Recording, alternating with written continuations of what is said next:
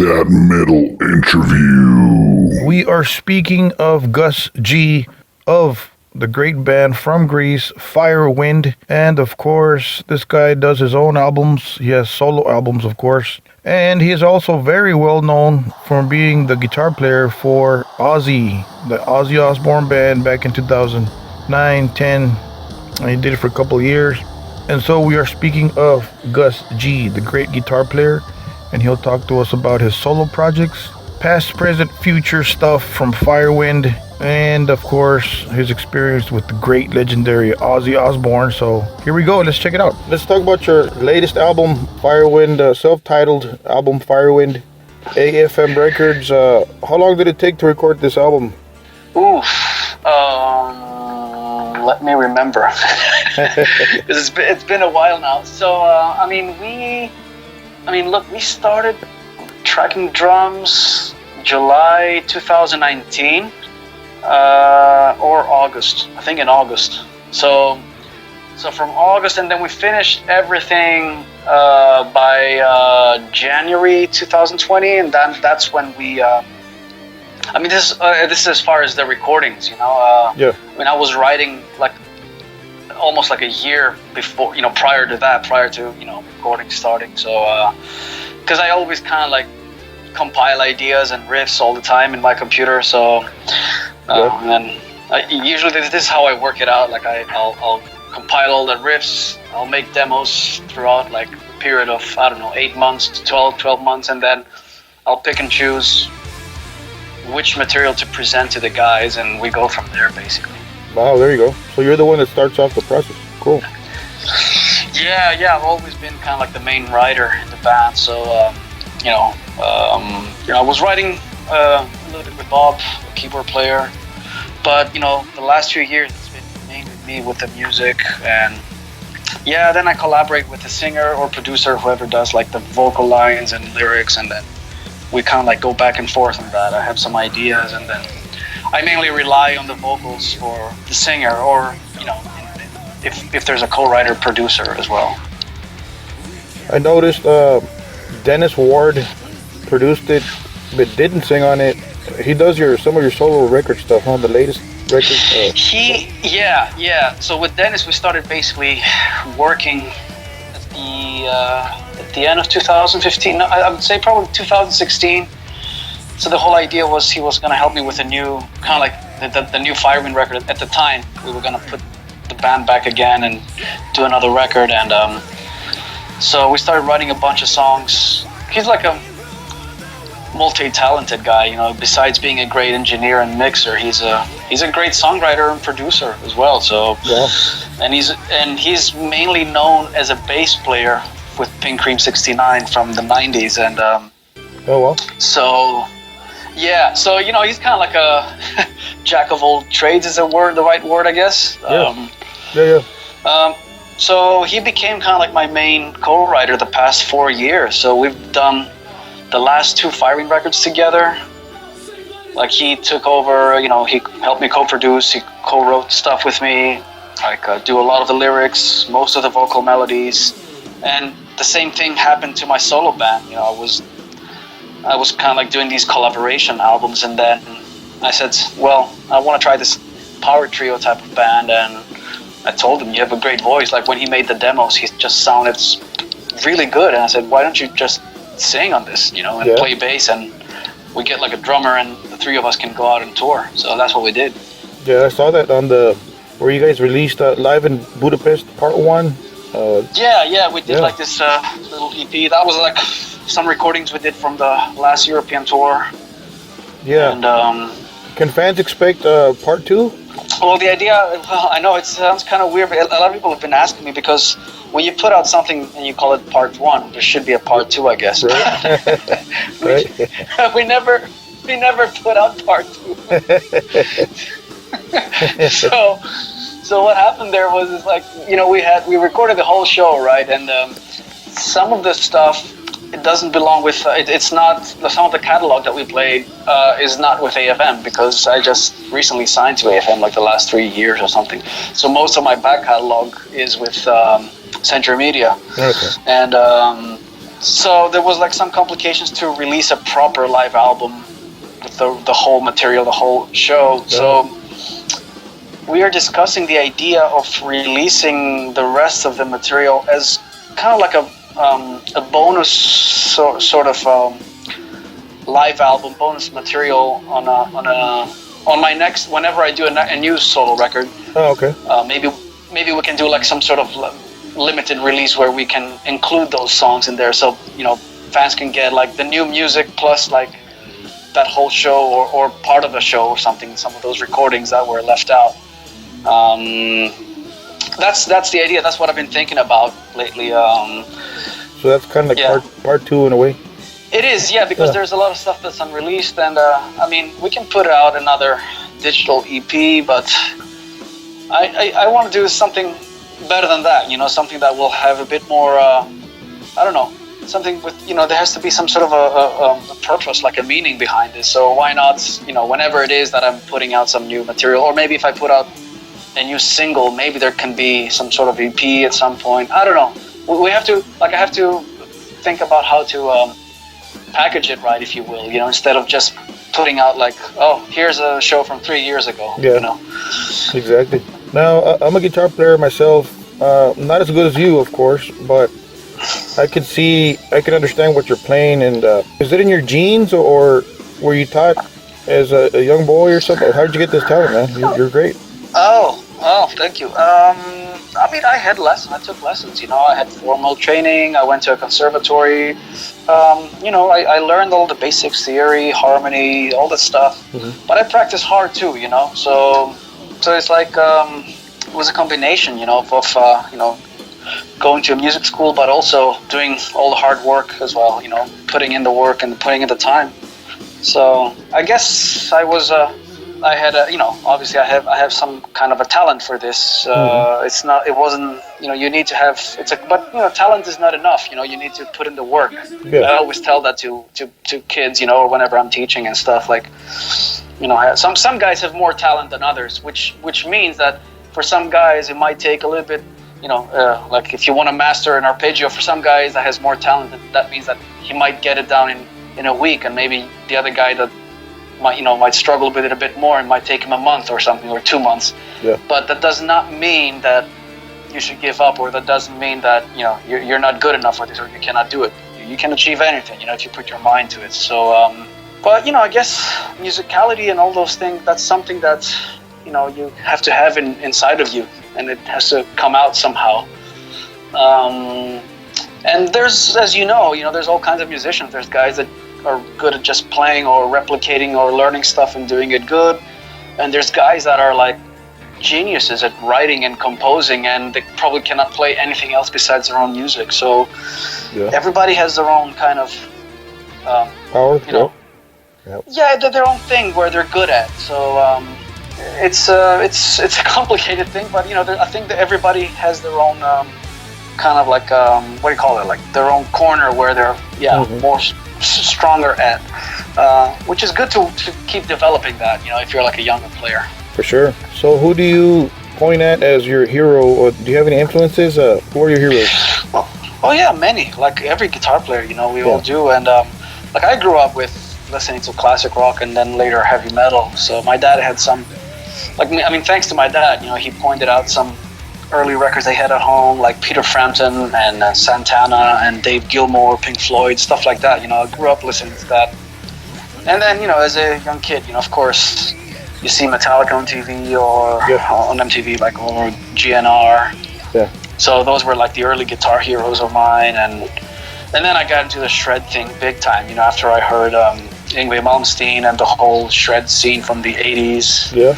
That kind of like became a mission in life for me. Like, I want to learn how to do that stuff. Yeah. So, but interestingly enough, I was really into that, and still am into all this technical stuff and technical playing and all that. But I was always paying attention to the song.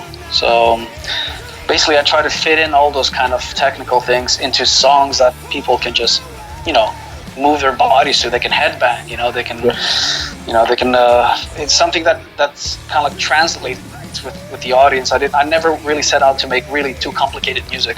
Yeah, you think of the audience, the outcome. Yeah, that's great. Perfect for the fan. I mean, you think, yeah. I mean, you think like, think of a riff like Iron Man. How simple is that, and what power that has, and like, that's the riff that you want to play to the masses, to a big arena or to a festival. So, I mean, the simpler it is, the more sometimes the more powerful it can be, and. Well, you can see it in your writing. You can hear it. That's awesome. You're doing a great job. Very cool stuff. Thank you. Let's talk about your vocalist in Firewind, Herby. Great voice, man. Where'd you find this guy? Yeah, man, Herby's great. He's a new member of the band. Great stuff. He joined us basically a year ago,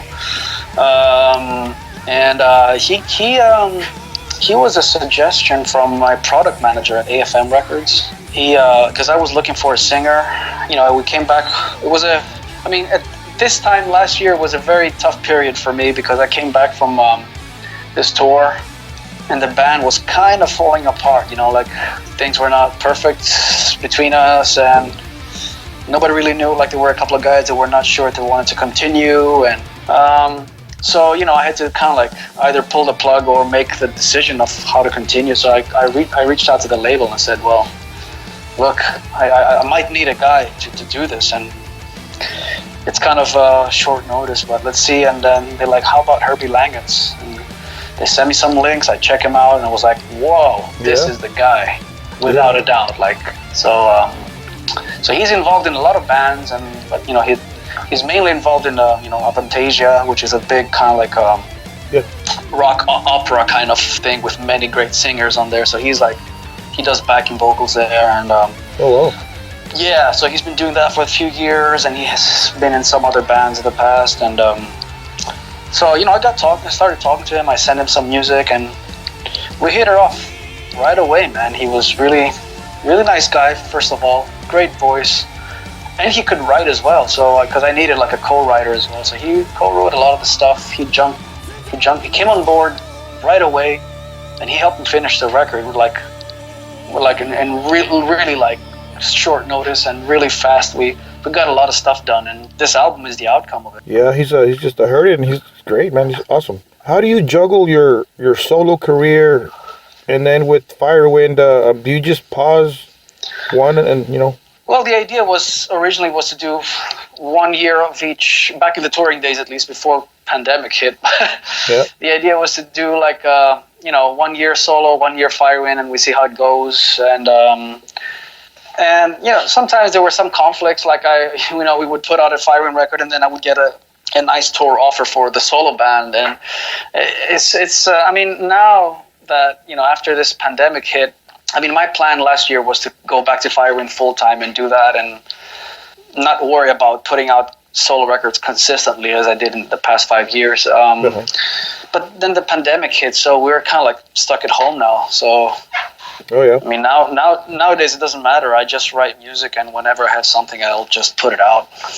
I understand you own Blackfire pickups. Can you talk to us about that? Yeah, it's a pickup company that I started this year. The first project was to create these two models that we put exclusively on my new Jackson signature models that came out. We debuted those at NAMM last year, this year, I guess. Yeah, in January 2020. It was a little bit of it's a fun project. It starts so far as like a side hustle that I have. Yeah. I started making the pickups, and I also make some guitar pedals, and I'm working on that stuff. So it's very interesting for me because obviously I've been in the business for almost 20 years, and I'm into gear, obviously being a guitar player, and it's after doing many endorsements and stuff, it's kind of like the next logical evolution step, I guess, for me to try and create products that they're like my products instead of just putting your name into a product that you don't really design, or you kind of collaborate and you have a small royalty off. But now it's a bit more of it's a bit more personal. Like I go to the factories and I talk to the engineers and stuff, and they send me prototypes and I try them out, and it's very interesting. It's very and I'm proud of that. We haven't really launched pickups officially yet, as of we haven't done went out to sell them separately to retail, but that's the next step, to kind of like make them available and start selling them. Besides the, right now you can find them, they're mounted on my guitars. Like if you buy one of my Jackson guitars, they're on there. But the next step is to kind of like make them available to various dealers and distributors. So that's like my next goal. Well, there you go, for all the Gus G fans that they want to pick that up. There you go. Let's talk a little bit about your OZZY gig. For people that don't know, how did you get that gig? I mean, yeah, well, it was in 2009. I got an email from somebody that works at Sharon's office, the management office, and they just emailed me out of the blue, and they said, "Hey, man, would you be interested in auditioning?" And it's pretty crazy, like I never thought this would. Like, why me? Why? What is this? Like, what's going on? Right. So yeah. So next thing I knew, I learned a bunch of songs, and they flew me out to LA, and the audition went great that day. I jammed with the band. OZZY came down. We played a few songs. We chatted a little bit. It was great, and they're like, hey, you want to come back and do a gig with us and try it out? So. And then there was like a period of silence, like the whole summer went by, and really? I couldn't say anything. And then OZZY, in his typical OZZY fashion, he went out to some award show and said, I'm working with a guitar player from Greece, the country, not the musical. So then, of course, then all the speculation started. So anyways, I did a couple of gigs with him. And one thing led to another, really, and that was it, That was my life for the next 7 years, basically. I mean, we're all fans. We all grew up, with OZZY's name somewhere. How was it when you first met him? Were you nervous? I'm sure you're a fan, right? Yeah, of course I'm a fan. I mean, grew up on OZZY and Sabbath and, all the classic bands, man. So, I was starstruck, as anybody would be, really. It was... Because I've met a lot of rock stars, but not like at that level. Until that point, like I never met somebody of that caliber. He's like a mega star, Yeah, for sure. So, not only because of that, but because he's such a legend for if you're into heavy metal, that's your father. That's the father of heavy metal. Oh yeah, for sure. So it was it was a crazy moment, but he's a chilled out dude, at least these days. So, he was like, hey man, take it easy, let's just jam, and don't worry if you play a few notes, it's rock and roll, that's what happens, and just play with all your heart, and let's do it. So he was just very nice and very, just very, very sweet guy, very warm-hearted, and it was, it took, he broke the ice right away. So I didn't. I was nervous until I met him. Once we started jamming, it felt right. You know what I mean? When it came down to learning his song list, OZZY's song list, of course. Yeah. Who was the guitar player? Which was the hardest to imitate? You know what I mean? Rhodes, Jakey Lee, or Zach? Yeah. I think they all had their, kind of like not difficult moments, I would say, but stuff that you were like, oh, I wonder how he did that and all that, because there was not much, back in the 80s and stuff. It's not like you had tabs for everything or all these kind of video footage that you have today and access. But obviously I learned a lot of stuff by searching on YouTube and listening a lot by ear. So, at the same time for me, it's like I grew up listening to that, so it felt very familiar, This is like the stuff that my playing is, if you dissect it, it all has roots into, guys like them, guys like Randy and Zach and Jake Lee and all that stuff. So it's not like I struggled to learn all this stuff, because I already kind of like, it was part of my musical vocabulary and part of my background. Right. So yeah, but with that said, everybody was so, all of his players, all the guitar players in that band had very unique styles. So, Zach Wilde has this very kind of like southern, pentatonic kind of bluesy country style, and obviously I'm more of a European sounding guitar player, so I kind of had to dig into that a little bit. And then Randy Rhoads, he had a lot of details in his playing that you should watch out for, because you want to do those classic songs justice, But yeah, I enjoy playing all that stuff, man. I really love your work on Scream, Ozzy's record, of course. Cool, thank you. Awesome stuff, man. Who wrote that? What was the process there? Did you write the riffs? It was a strange situation for me because I walked into an album that was already written, composed, but there were no guitar parts. So I mean, there were riffs obviously that you hear, but they were kind of like Kevin, the producer, he had played them, but he's not a guitar player, so he kind of edited the hell out of the riffs. Played them note for note and kind of like pieced it all together so he can present some sort of a composition. So I get what my role was to the whole thing, to come in and take these riffs and sort of adapt them in a way where, how would a guitar player play this riff, if it wasn't just all chopped up on the computer, on a file, just how would you play that riff? So we kind of worked with all the riffs like that from scratch, and there were no solo parts really, so I just added all the solos, all the acoustic parts, all that stuff. But, the songwriting was there. These are not like my songs. I cannot take credit for that. But my job was to basically add guitar to those songs, yeah. I dig the last track. I mean, I love the whole album, but I love that last little track, I Love You All. It sounds that's cool. It sounds like a Diary of a Madman kind of feel, Who wrote that? Was it written already, or? I think that was like a little thing that Kevin wrote with Adam Wakeman, the keyboard player. Yeah, like an outro kind of thing. Yeah, which is nice because Ozzy always said, I love you all. He said that always at the end of the show. Oh yeah. So I guess they took that and they made it like into this little, outro kind of little song, which is very sweet, very nice. Here's a different question. I've seen and I've read stories that you're a cat lover, a cat fanatic. Yeah, man, I got 3 cats. Yeah, you got cats? Oh yeah, I'm a cat lover myself. Oh yeah. Cool. They're very cool, Nice. cool animals. It's off the subject. I'm sorry. It's just a No, cat. it's good, man. I love talking about cats. Yeah. Well, here's a strange question. What's your best gig and what's your worst gig? Well, I can't really think of one when I think of a best or a worst. I've actually had many great gigs. Many great gigs. It's hard to really point just one out, really, because there's been many great moments on stage. Most of them have been great. And when I say the worst gig, I'm probably thinking of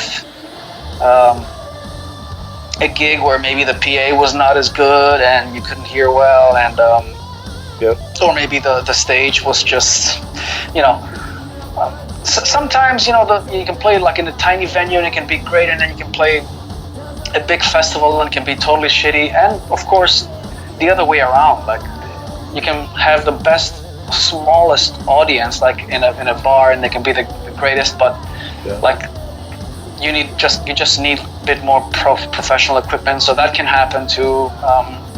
I don't know, it depends. Like I always, to be honest with you, man, like 99% of the time I come off stage, I'm thinking this was pretty okay, for what it was. So I'm the kind of guy who works with whatever you give me, you throw at me. I'm not very picky about that. Like I don't, I won't throw a fit if the place, the venue doesn't have the best PA or whatever. It is what it is. So, so as long as there are people there and they enjoy it, I enjoy it.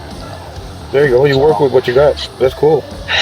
Yeah. To me, like a bad gig is when you don't get like as much energy back from the crowd. Sometimes this can happen, but it's very, very rare. Because usually the people that will come pay a ticket to see you, they're there because they support you and they love you. So it's very rare that you'll get like a shitty gig in that term. Now, what's next for Gus and Firewind after the pandemic finishes, of course? What can fans expect next?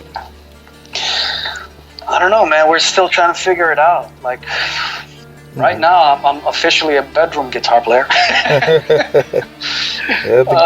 everyone is, I think. Yeah, everybody. Yeah, it's not just me right now, but I mean, we're trying to figure out maybe doing some touring at the end of 2021. That's what we're planning on. But this is not up to us. Like our agents are booking the gigs, but I'm not sure if they're gonna happen. We have to kind of like take it day by day and see. In the meantime, I'm working on new music. I have a new solo album almost finished. At least I composed it. So we're kind of tracking parts now and mixing. So awesome. I will be putting out. Yeah, I'll be putting out some solo music in the coming months. Oh wow! There you go. Some news for the Gus G fanatics. There you go. Awesome. Would you like to send a message to your fans listening to this podcast? Yeah, thanks everybody for listening. If you're familiar with who we are, thank you for supporting and listening. If you're not, go check out our stuff online. It's everywhere on all platforms out there. I want to thank you, James, for the interview. And hopefully when this crazy pandemic is over, we can make our way back to Texas and play for you guys. Awesome, man. Well, it's been a pleasure talking to you, Gus. Thank you for making time, and best of luck out there. And can't wait to hear the solo stuff. Can't wait to see you guys on the road, man. Yeah, man. Thank you. My pleasure. Have a good day there. Don't forget to subscribe to our YouTube channel. Don't forget to download, stream our stuff on Spotify, iHeartRadio, TuneIn Radio, Amazon Music, Google Podcasts, amongst a bunch of other stuff, Podcast One and all that. So if you already support our podcast, thank you for donating. The people that donated on our website and wherever you may be able to donate and help keep the program afloat on the water. So thank you guys for subscribing to our YouTube channel and all that stuff. Thank you for spending some time with us. To Mr. Gus G of the tremendous Firewind and the ex-member of the OZZY Osbourne Band, go ahead and check out Firewind's latest album, Firewind, self-entitled Firewind, of course. Great stuff. Check it out, man. And don't forget to keep it metal.